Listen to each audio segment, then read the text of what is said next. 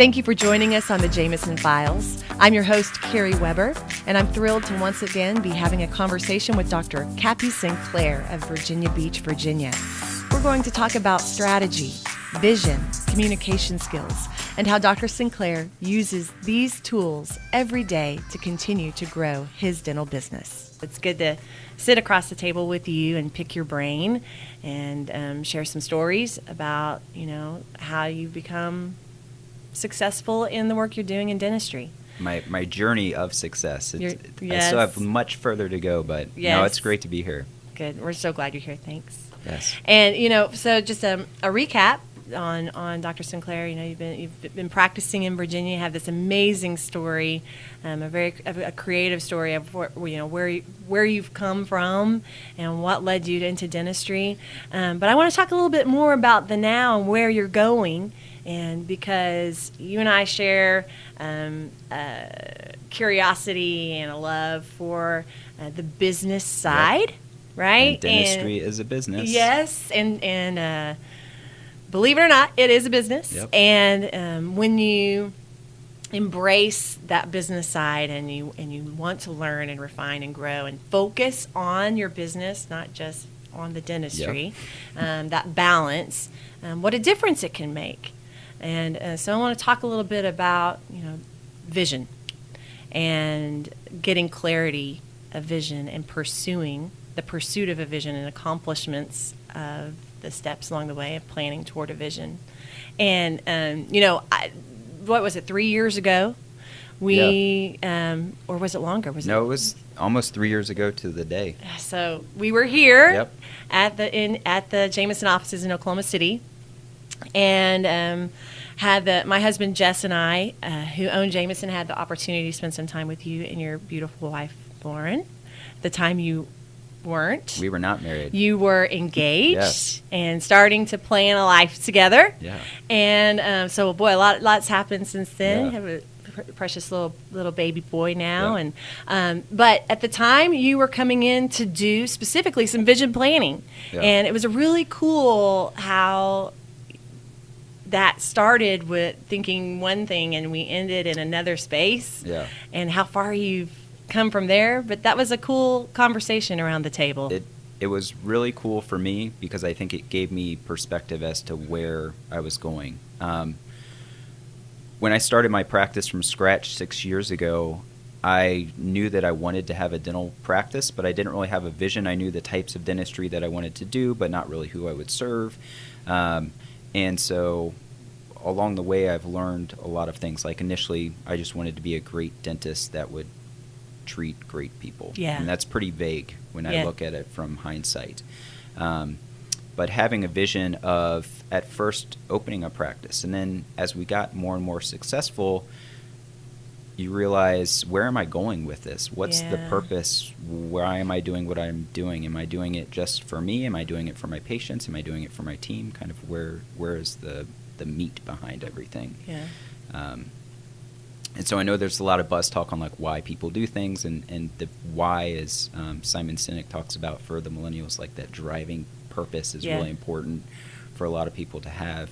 And for me, I felt like the biggest thing was for me to see patients that were looking for comprehensive treatment. Yeah. Instead of that helps dial in your marketing and a whole bunch of other things that are really helpful to help focus on. But I hadn't had that until I'd sat down here. And so it took a lot of brainstorming. I mean, this isn't something that you can sit down in an afternoon and hash out and be like, oh, this is my purpose, this is my vision. It really took a lot of time, and it challenges you. Yeah.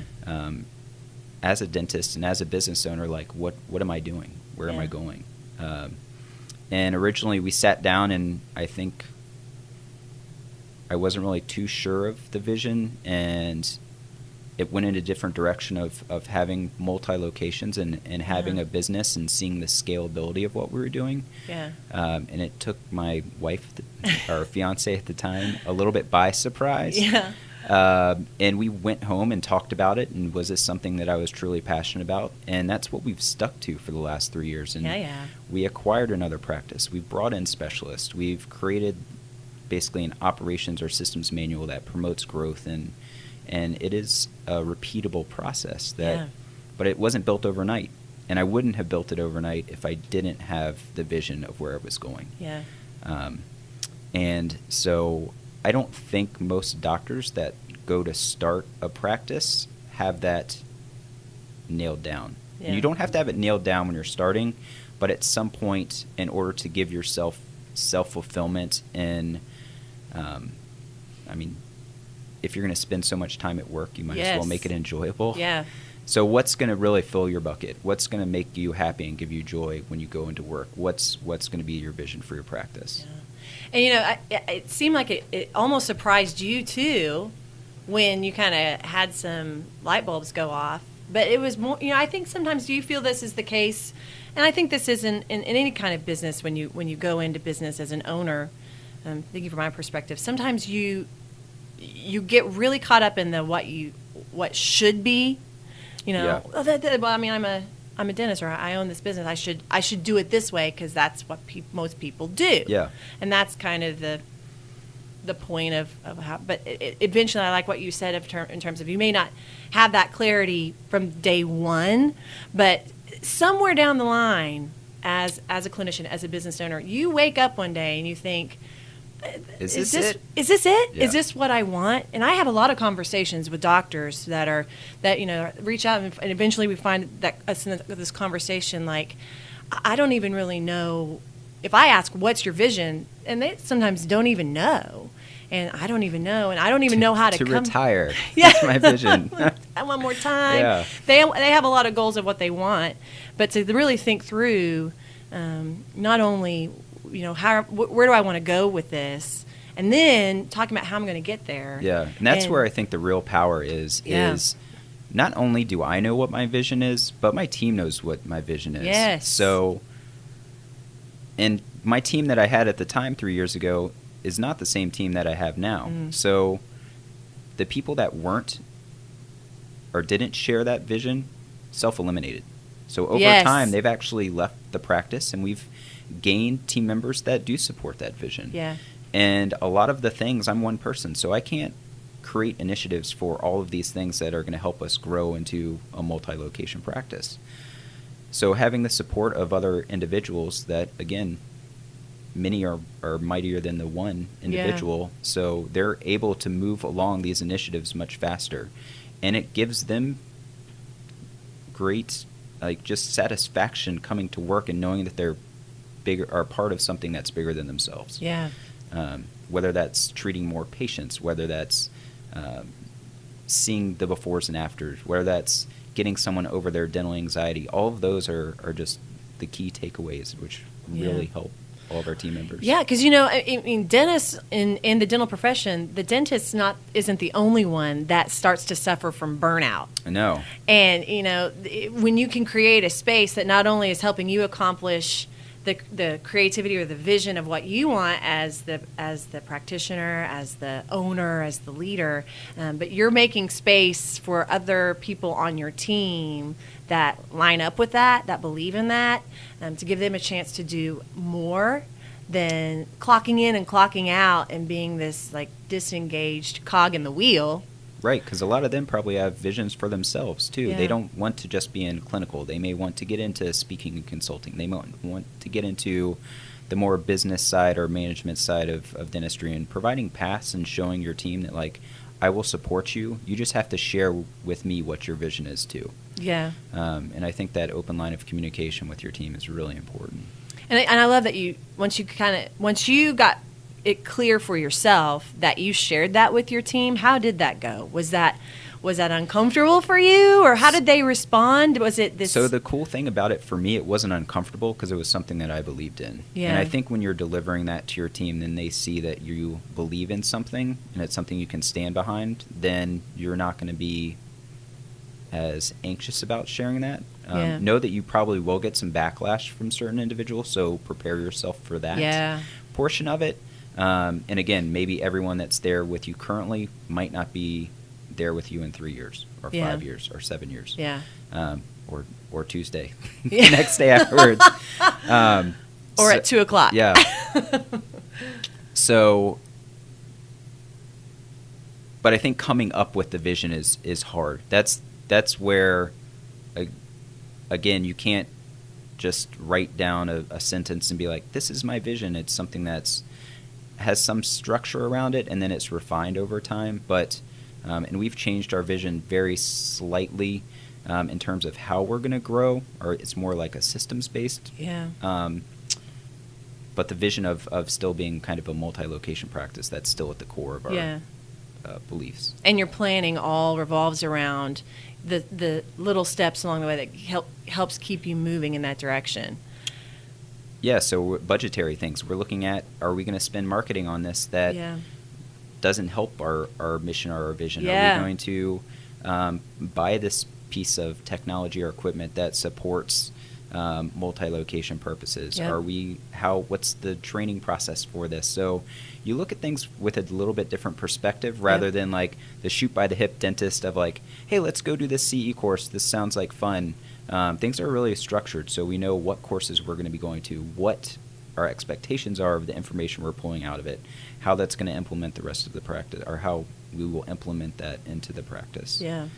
I remember when Jess and I were setting, kind of the initial vision for where we wanted to go with our business and everything, you feel like, oh, good job, I have words and I'm clear and I have some strategy and some goals set and things, but you don't realize it until quite a bit further down the road.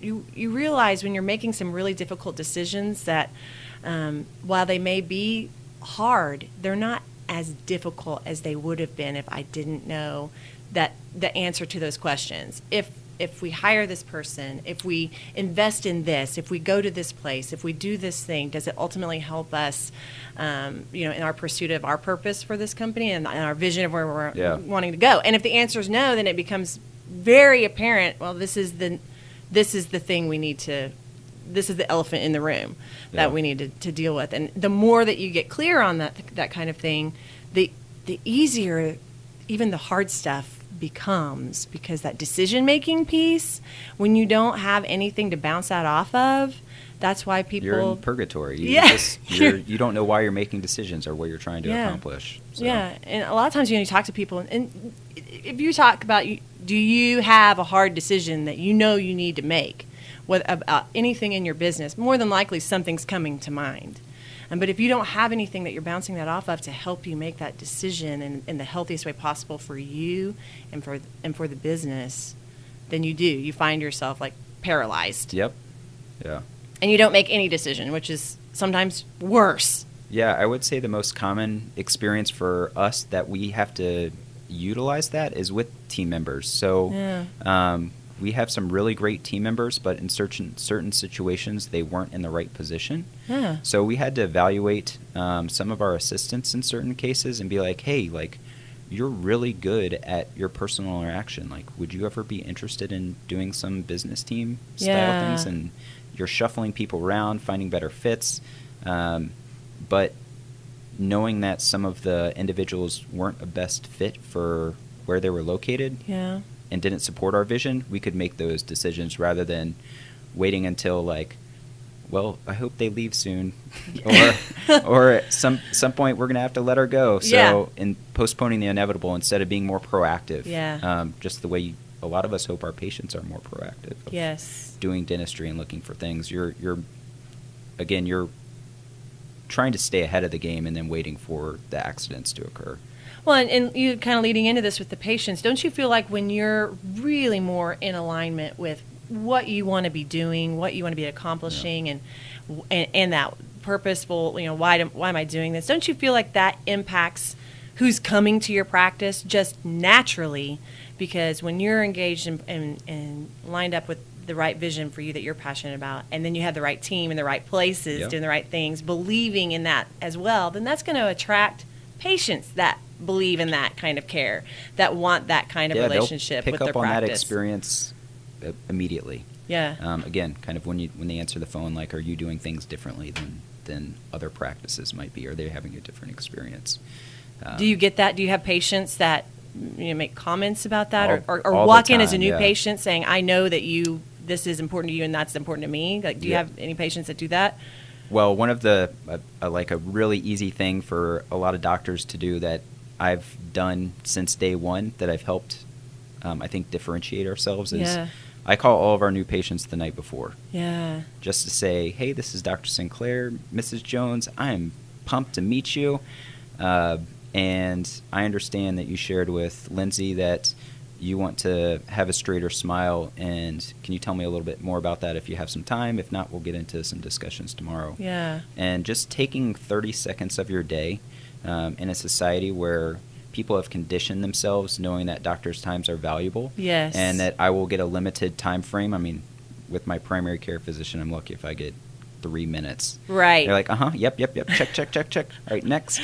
So taking that extra time, I mean, from a business perspective, I think we have a 5% new patient no-show rate, which is awesome. Yeah. But then you're setting the expectations up from before they've even entered the office that you're different. Yeah. Oh, wow. This is Yeah. going to be something. I don't even know what to expect at this point. Yeah. And so patients will walk in and be like, I'm so thrilled he called me last night. I've never had anyone do that before. And so they're already coming in like, this is going to be a different experience. And so as an office, you're trying to perpetuate that. And, of course, people talk to each other. And in the age of social media, you get reviews, and people value reviews about your practice just as much as a personal referral. So, and then the more and more people that you attract that are the same, then the more and more your patient population is kind of dialed into supporting your vision. Yeah. Full circle. And isn't it interesting that, once you kind of got clear on where you wanted to go and who and the type of values of the team that you wanted to have around you, carrying that forward with you, and then you taking these little tweaks, these little extra amounts of time, the smallest details, that if you had allowed yourself, you could say, oh my God, the last thing I want to do is talk to 3 people tonight, for who knows how long. But then you start to think, wow, that's really not much effort for what it's saving me in effort on the other end. If they had canceled, if they didn't have that value, if if there wasn't that building of trust. I mean, those little tweaks that can make such a big difference because you believed in it.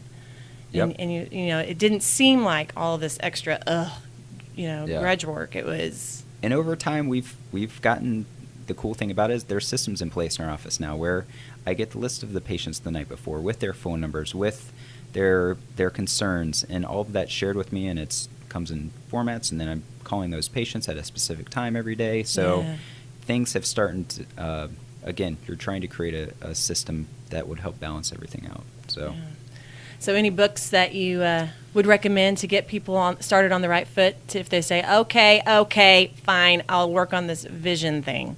Anything that you would recommend from that business perspective that has helped you? So there are a couple of good books that I've read. I think one is a great book that everyone should read if you're interested in owning a business, especially a dental practice, is E-Myth. Yeah. Because I think there's a lot of commonalities that most dentists have, being a technician and owning a business, and not really understanding the concepts that are behind a business, just because we were never taught that in school. So that's a really great thing, is to help identify, and it breaks down kind of what you're looking at. If you're looking for a little bit more granular detail, one of the books that I really have found helpful is Traction by Gino Wickman, and that book really helps break down kind of the entrepreneurial style of developing all different facets of your business. And on top of just your vision, what systems are required to support it? Who are the team members that are required to support the systems? Who are your patients required to support your vision? So a lot of that kind of goes into much more detail. But you'll get great information out of E-Myth. I just reread it probably about 2 weeks ago, and I picked new information up than when I read it 6 years ago. So and because we've got Traction coming to our doorstep any day now, so I'm excited to read that as well. So, what would be a first step, a simple step, a one step forward to kind of, if there are folks listening saying that all sounds great, but I don't even know where to start on that. What would be a one step that was maybe one of the first steps you took? I think the first step, and we did this with the associate that I was, that's with our practice, is really sitting down and seeing what type of dentistry do you want to be doing. In an ideal world, if you could have your ideal day, what would that look like? Yeah. And then build backwards. What types of patients are designed to support that? And take some time and be honest with yourself. You might find that the answer that you originally thought or why you built a business is different than what you internally think. Yeah. So being honest with yourself and really just take the time to sit down and write down a couple ideas of what you have going on in your head. Yeah. Just like how you recommend for ask the patients sometimes it might seem like the simplest question. Yeah. Ask it of yourself, and if you never ask yourself that question, you'll be never surprised. Know the answer. Yeah, you never know the answer. You might be surprised. So, thanks, Cappy, for being with us today. This was thank awesome. you. So hopefully this inspires some of you to, get clear and take that first step forward. Thank you for joining us on this episode of the Jameson Files. Visit us online at jmsn.com. You can subscribe to this podcast on iTunes, Google Play Music, or Spotify. See you next time.